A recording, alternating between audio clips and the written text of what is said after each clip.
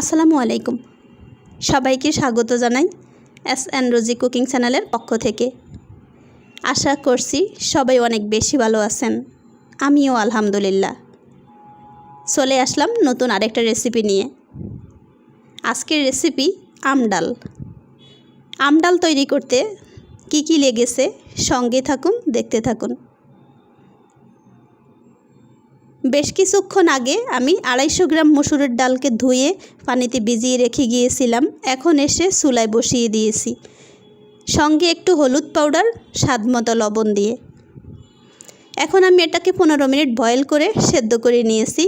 দেখতে পেয়েছেন ডালটা একদম সেদ্ধ হয়ে ঘন হয়ে গিয়েছে।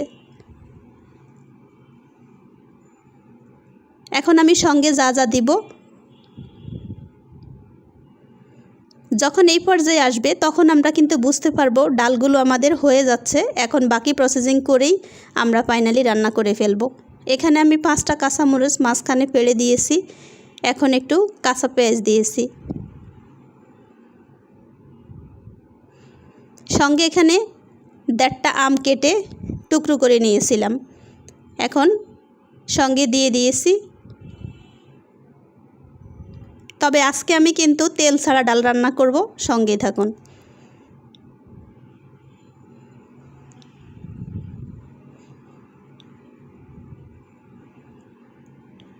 দেখতে পেয়েছেন আমি কিন্তু এটাকে ঘুটনি দিয়ে গুটি নাই, কিচ্ছু করতে হয়নি। একা একা ডালগুলো গলে ঘন হয়ে গিয়েছে। আর আমি এর মধ্যে আম, কাঁচামরিচ, পেঁয়াজ কুচি, লাল মরিচ সব কিছু একসঙ্গে দিয়ে দিয়েছি।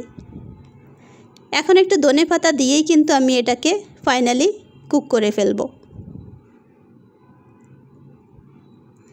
তেল দিতে হবে না, ঠিক এভাবেই রান্না করে একবার বাসায় দেখেন কত টেস্টি একটা ডাল তৈরি হয়ে গিয়েছে।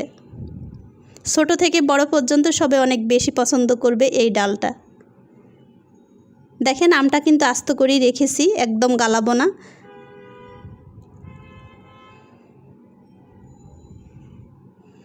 গরম ভাতের সাথে এমন একটা টক টক ডাল অনেক বেশি মজাদার খাবার, তাই না? কে কে পছন্দ করেন অবশ্যই কমেন্টে জানাবেন। আশা করছি আজকের ভিডিওটা আপনাদের সবার অনেক বেশি উপকারে আসবে।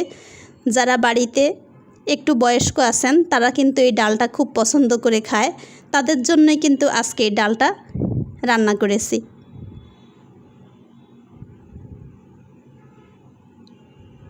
অবশেষে ফাইনালি কুক করা শেষ। এখন আমি এটাকে চুলা বন্ধ করে দিয়েছি। এখন তুলে নিব। একটা সার্ভিং ডিশে আমি সুন্দর করে তুলে নিয়েছি। এখন কিন্তু পরিবেশনের পালা। আমরা সবাই এখন গরম ভাত দিয়ে এটা খাবো। কার কেমন লেগেছে অবশ্যই কমেন্টে জানাবেন। ভালো লাগলে ছোট্ট একটা লাইক দিতে ভুলবেন না। চাইলে কিন্তু চ্যানেলটা সাবস্ক্রাইব করে সঙ্গে থাকতে পারেন আরও নিত্য নতুন অনেক রেসিপি পেতে। নতুন আরেকটা ভিডিও পাওয়া পর্যন্ত সবাই অনেক বেশি ভালো থাকেন। আল্লাহ হাফিজ। আসসালামু আলাইকুম।